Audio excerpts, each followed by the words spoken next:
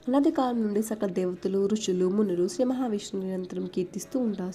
సృష్టి కాలయకారుడైన ఆ పరమాత్ముడు వైకుంఠంలో కొలువై ఉంటాడు. ఒకనప్పుడు మురా అనే భయంకరమైన రాక్షసుడు ఉండేవాడు. అతను తపస్సు ద్వారా బ్రహ్మదేవుడి నుండి ఒక వరం పొందాడు.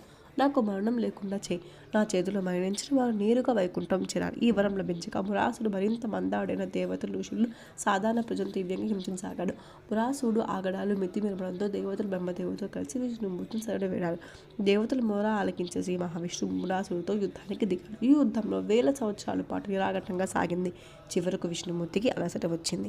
ఆయన విశ్రాంతి తీసుకోవాలని సంకల్పమిచ్చి బద్రిక ఆశ్రమంలో గుహలో ప్రవేశించి యోగనిద్రలోకి జారుకున్నాడు. యోగనిద్రలో ఉన్న శ్రీ మహావిష్ణువు వధించడానికి ఇదే సరైన సమయం అని భావించిన మురాసుడు కత్తి పట్టుకుని ఆ గుహలో ప్రవేశించాడు. మురాసుడు స్వామివారిని సమీపంగానే శ్రీహరి శరీరంలో దివ్య తేజస్సు నుండి ఒక అద్భుతమైన శక్తి, ఒక సౌందర్యవతమైన కన్య రూపంలో ఉద్భవించింది. ఆమె సాక్షాత్తు విష్ణుమూర్తి.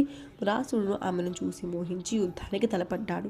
ఆ వీరనారి మురాసుడితో భయంకరంగా పోరాడి తన అహంకారంతో అతన్ని భస్మం చేసింది. శ్రీ మహావిష్ణు యోగరుద్రుని మేలుకుని రాక్షస సంహారం చేసిన ఆ కన్యకును చూసి ప్రసన్నుడయ్యారు.